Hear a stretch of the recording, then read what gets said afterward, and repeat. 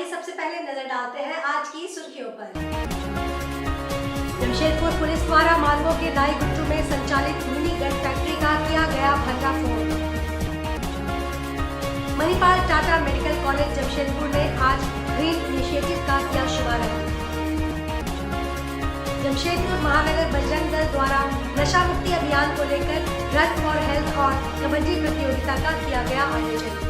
खबरें अब विस्तार से। जमशेदपुर पुलिस ने बड़ी कार्रवाई करते हुए मानगो थाना क्षेत्र के दाई गुट्टू में संचालित एक मिनी गन फैक्ट्री का भंडाफोड़ किया है। इस ऑपरेशन में पुलिस ने आर्म्स पेडलर गोविंद शर्मा और उसके साथी गोपाल साव को गिरफ्तार किया है। आरोपियों के ठिकाने से एक देसी पिस्टल और हथियार बनाने में इस्तेमाल होने वाले औजार बरामद किए गए हैं। फर्जी ग्राहक बनकर डीएसपी मुख्यालय वन भोला प्रसाद ने बताया कि पुलिस को गुप्त सूचना मिली थी कि दाई गुट्टू में अवैध हथियार बनाए जा रहे हैं। सूचना के आधार पर पुलिस ने खरीदार बनकर गोविंद से संपर्क किया। गोविंद को उसके घर से गिरफ्तार किया गया, जहां से एक देसी पिस्टल और हथियार बनाने के उपकरण बरामद हुए। जांच में पता चला कि गोविंद हथियार बनाने का काम करता था, जबकि गोपाल उन्हें बेचने का काम करता था। गोपाल ने 45,000 रुपए में एक व्यक्ति से हथियार की डील की थी। गोपाल ने गोविंद से 30,000 में हथियार खरीदने की बात की थी और एडवांस के रूप में 2,000 रुपए भी दिए थे। पुलिस के अनुसार गोविंद 2018 में भी अवैध हथियार बनाने के आरोप में जेल जा चुका है। इसके अलावा अन्य आपराधिक मामलों में भी उसका नाम सामने आ चुका है। गोपाल भी मारपीट समेत कई मामलों में संलिप्त रहा है। पुलिस फिलहाल उस ग्राहक की तलाश में जुटी है जिसे यह हथियार बेचा जाना था। बीते दिनांक 29/11/2024 को वरीय पुलिस अधीक्षक पुलिस जमशेदपुर के द्वारा एक सूचना प्राप्त हुई थी कि मानगो थाना अंतर्गत दाई गुट्टू में 2 संदिग्ध अवैध आग्नेयास्त्र का खरीद बिक्री कारोबार के लिए इकट्ठा हुआ है और उन लोगों में खरीद बिक्री की कुछ बातें हो रही है।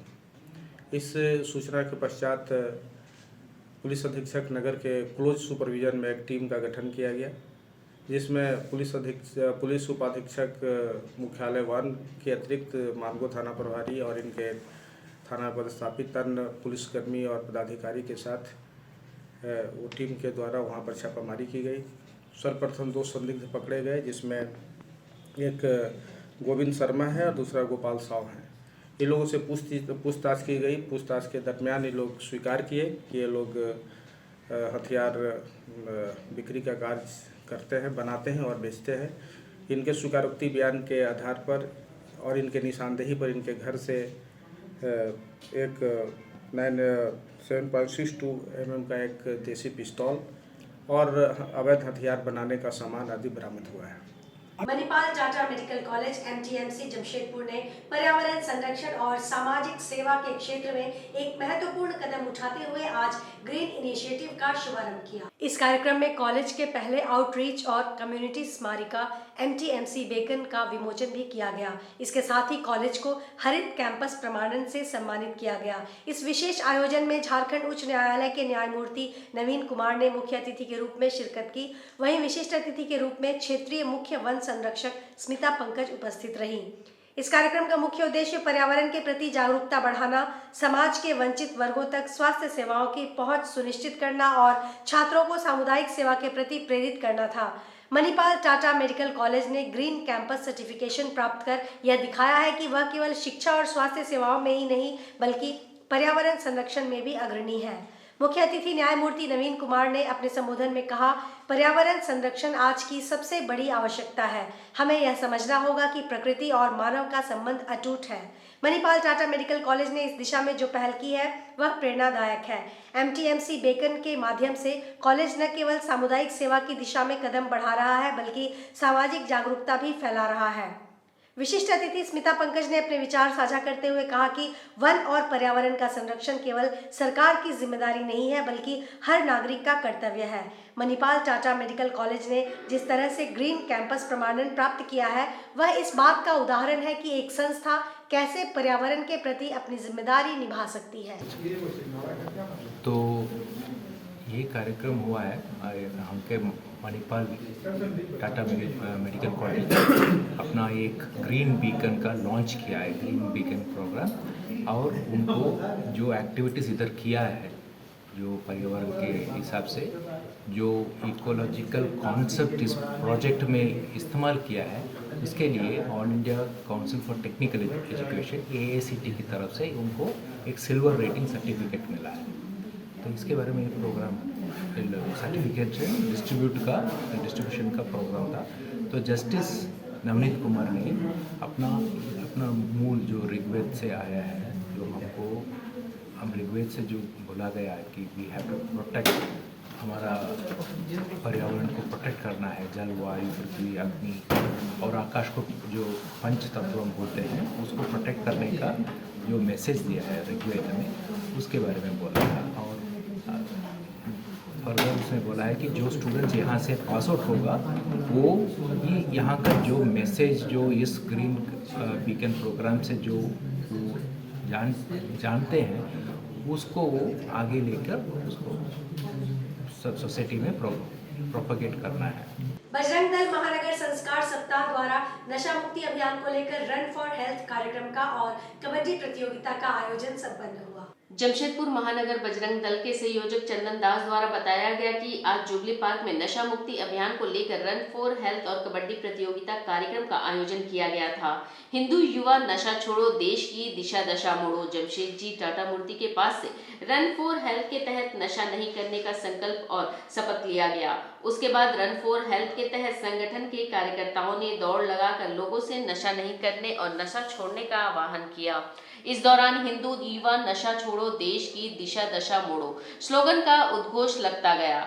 अपने संगठन कार्य की गतिविधियों को हम जहां रहते हैं वहां बढ़ाने की आवश्यकता है, जैसे सत्संग, साप्ताहिक मिलन केंद्र, बाल उपासना केंद्र, संस्कार केंद्र चलाने पर जोर देना है। बजरंग दल झारखंड के तत्वाधान में प्रदेश के सभी प्रखंडों में 23 नवंबर से 23 नवंबर तक संस्कार सप्ताह के तहत रन फॉर हेल्थ में नशा मुक्ति अभियान एवं कबड्डी प्रतियोगिता संस्कार सप्ताह का कार्यक्रम चल रहा है। जमशेदपुर के मरीन ड्राइव कहे जाने वाली सड़क पर मां काली की प्रतिमा स्थापित की गई। इस अवसर पर पंडित अनिमेश शान्याल ने बताया कि 1995 से यहाँ पर मां काली की पूजा की जाती है। इसकी स्थापना बाबा कृष्णा पंडित ने की थी। काफी अरसे के बाद यहाँ पर महाकाली की मूर्ति स्थापित की जा रही है। पहले यह शमशान काली के नाम से प्रसिद्ध था, अभी यहाँ पर माता शमशान काली की स्थापना की गई है। शमशान काली मूर्ति का पूजा कर रहे हैं। ये काफी समय से, जब से मैरिन ड्राइव नहीं बना था तब से ये यहाँ पूजा चल रहा है। यहाँ एक कृष्णा बाबा आके मंदिर का स्थापना किए थे, पूजा स्टार्ट किए थे, आरंभ किए थे, तभी से पूजा चल रहा है। कृष्णा आश्रम के नाम से ही पूजा चल रहा है, श्री श्री कृष्णा आश्रम काली मंदिर।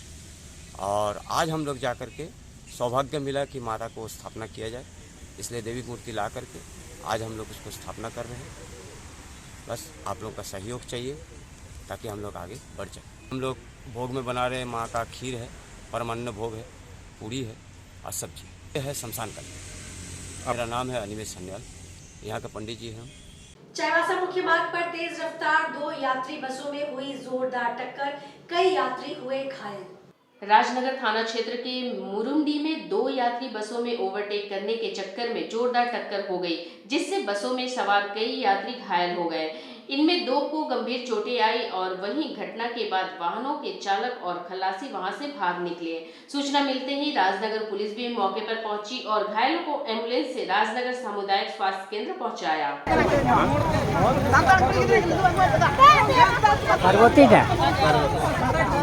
एकदम आके देखिए ना, बहुत सुंदर है।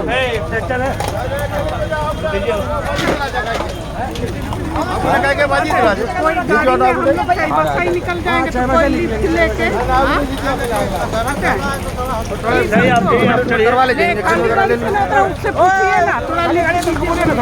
जमशेदपुर के बुलेट क्लब रोड मिल्टर्स के सदस्य मल्लिकार्जुन मिश्रा अपनी पत्नी के साथ मिलकर देश भर के 7 राज्यों का भ्रमण कर शनिवार को शहर लौटे। बागबेड़ा निवासी दंपत्ति के शहर आगमन पर क्लब के सदस्यों ने उनका स्वागत किया। बता दें कि यह दंपत्ति बुलेट से सितंबर माह में भारत भ्रमण पर निकला था। इस दौरान उन्होंने गुजरात, गोवा, कर्नाटक, आंध्र प्रदेश, ओडिशा और पश्चिम बंगाल समेत देश भर के समुद्री सीमा से सटे राज्यों का दौरा किया और लोगों को बेटी पढ़ाओ बेटी बचाओ का नारा देते हुए जागरूक किया।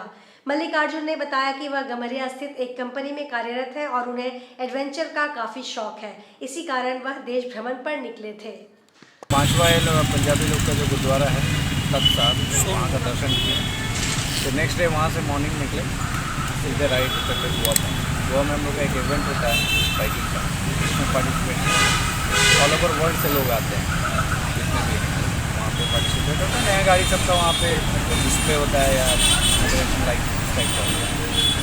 फिर वहाँ से हम लोग बैंगलोर के लिए निकल गए नेक्स्ट डे। बैंगलोर हम लोग का 650 के आसपास अराउंड राइड था, उसको कंप्लीट किया।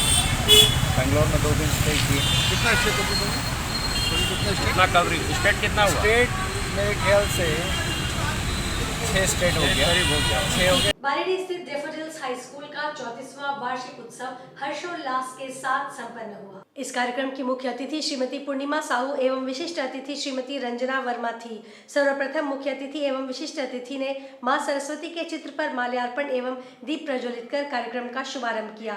तदुपरांत अपने अपने कक्षाओं में प्रथम, द्वितीय एवं तृतीय स्थान लाने वाले छात्र एवं छात्राओं को मुख्य अतिथि और विशिष्ट अतिथि ने पुरस्कार देकर उनके उज्जवल भविष्य की कामना की। श्रीमती पूर्णिमा साहू ने उपस्थित बच्चों, शिक्षक एवं अभिभावकों को संबोधित करते हुए कहा कि जीवन में प्रत्येक बच्चे को संघर्षशील बनना होगा ताकि वह अपनी मंजिल तक पहुंच सके।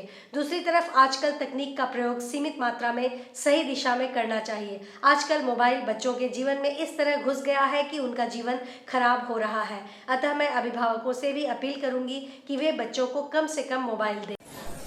जी क्या कार्यक्रम है बताइएगा? डैफोडिल्स हाई स्कूल का 34वां वार्षिक उत्सव कार्यक्रम है और कोविड पीरियड को छोड़कर हमेशा माइकल जॉन ऑडिटोरियम में ही वार्षिक उत्सव बच्चों का होता है। मेरा एक प्रयास होता है कि हम जिस बच्चे को भी पढ़ा रहे हैं वो बिलो पॉवर्टी लाइन के बच्चे हैं, तो उनको बड़ा मंच मिले, बड़ा स्टेज मिले ताकि वो जीवन में कुछ कर सके।